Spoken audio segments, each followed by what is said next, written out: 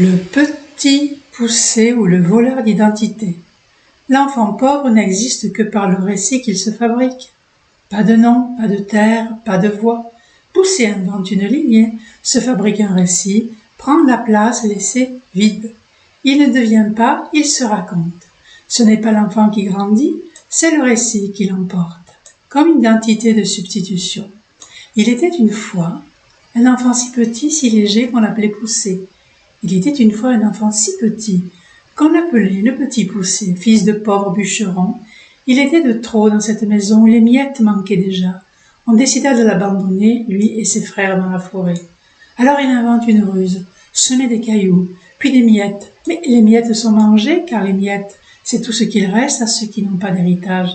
Rien ne tient, rien ne se transmet, le fil de la lignée est mangé par les oiseaux du temps. Pas de prénom, pas de lignée, juste un sobriquet jeté comme une pierre dans la forêt.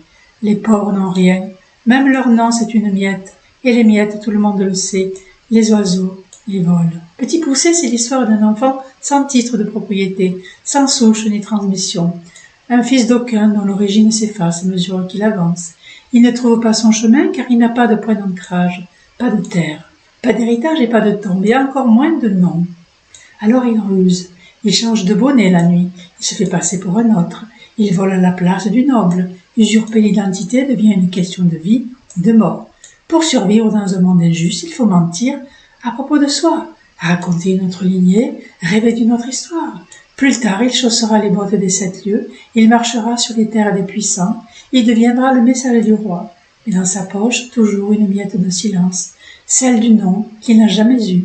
Petit Poucet, c'est l'enfance d'aujourd'hui qui avance sans socle, sans sol, qui joue à faire croire qu'il appartient à un monde dont il a été exclu à la naissance. Petit Poucet, ou le voleur d'identité.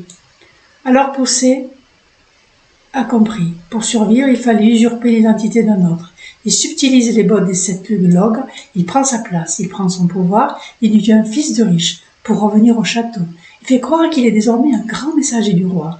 Ainsi, le dernier-né d'une lignée oubliée s'ouvre les portes du monde par la ruse. Ce conte, loin d'être un simple récit de courage enfantin, porte une amertume sociale, celle d'un monde où les pauvres n'ont pas même un nom qui tienne, un sol qui ancre, un récit qui protège. Leur patronyme s'efface comme une miette sur la table. Le petit Poucet, c'est l'histoire d'un déraciné qui ment pour survivre. Et l'on comprend alors que Perrault dissimule derrière la fable une dénonciation amère des injustices sociales, des cruautés réservées à ceux qui n'ont ni fortune, ni héritage, ni voix.